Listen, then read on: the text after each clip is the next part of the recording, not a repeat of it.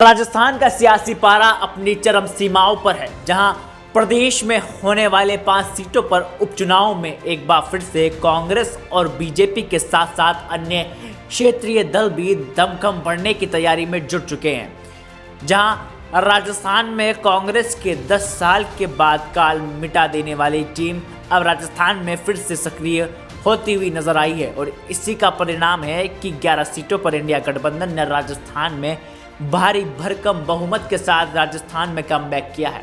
दरअसल भाजपा को राजस्थान में 11 सीटों का भारी नुकसान हुआ है और इसकी वजह है कांग्रेस और इंडिया गठबंधन में ऐसी टीम का फिर से सक्रिय होना। साथ ही आपको बता दें कि कांग्रेस और इंडिया गठबंधन ने फिर से 5 सीटों पर होने वाले उपचुनाव को लेकर अपनी कमर कस ली है। कांग्रेस पार्टी को जीत दिलाने वाली टीम अब राजस्थान में एक बार फिर से राजस्थान में होने वाले उपचुनाव को लेकर अपने एक्टिव मोड में आ चुकी है।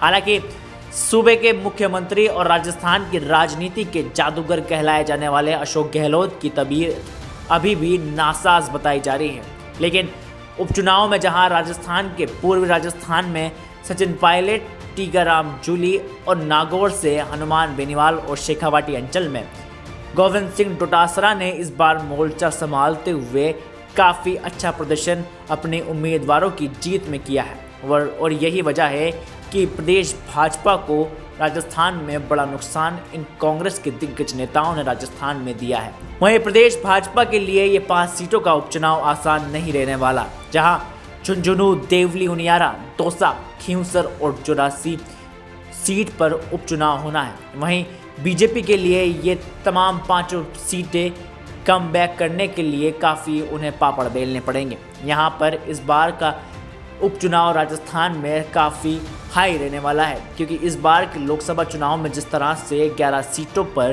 कांग्रेस ने जीत दर्ज की है, उसको लेकर कांग्रेस राजस्थान में लगातार उत्साह में नज़र आ रहा है। वहीं कांग्रेस के लिए देवली, उनियारा विधानसभा सीट और दौसा विधानसभा सीट का उपचुनाव काफ़ी आसान माना जा रहा है, क्योंकि यहाँ से एक तो सचिन पायलट खुद टोंक से विधायक हैं, तो वहीं मुरारी लाल मीणा और सचिन पायलट की जुगलबंदी के साथ साथ गुर्जर और मीणा मतदाताओं की जुगलबंदी भी टोंक की देवली उनियारा विधानसभा सीट पर देखी जाने को मिल रही है।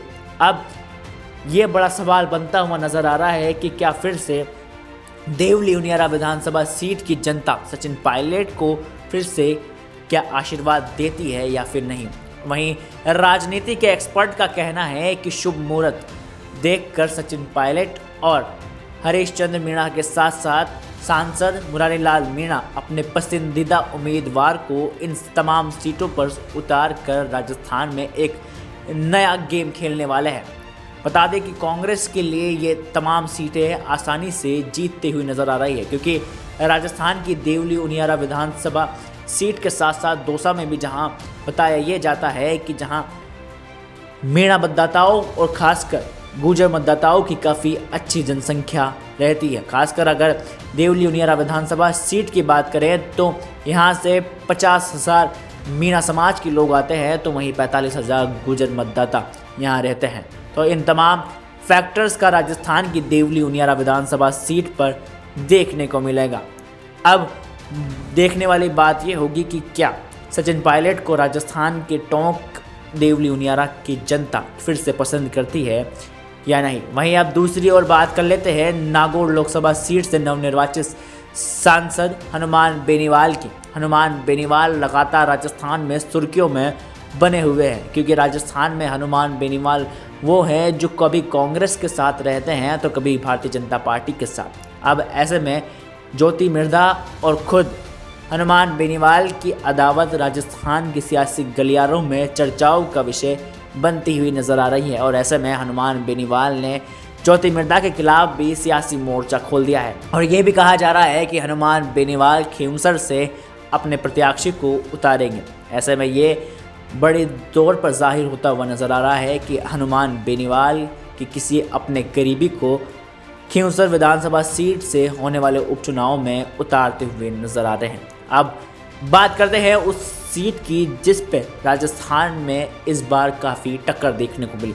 जी हाँ, हम बात कर रहे हैं राजस्थान की 84 विधानसभा सीट की, जहां से इस बार के लोकसभा चुनाव में बीजेपी और कांग्रेस की धड़कन बढ़ा देने वाले प्रत्याशी राजकुमार रौत और अब जो नवनिर्वाचित सांसद तय कर जा चुके हैं। ऐसे में राजकुमार रौत के लिए भी ये सीट काफ़ी मुश्किल होती हुई नज़र आ रही है। हालांकि राजकुमार रौत का बांसवाड़ा और डूंगरपुर में काफ़ी वर्चस्व देखने को मिला है, लेकिन ऐसे में ये सीट भी अप्रतिष्ठा का दांव बनती हुई नज़र आ रही है। वहीं आपको बता दें कि राजकुमार रौत इस सीट पर भी बीजेपी और कांग्रेस के लिए बड़ा कांटा बनेंगे।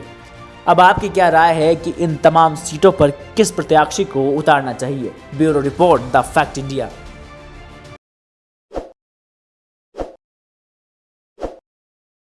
ताज़ा खबरों के लिए विजिट करें द फैक्ट इंडिया की वेबसाइट और डाउनलोड करें द फैक्ट इंडिया ऐप।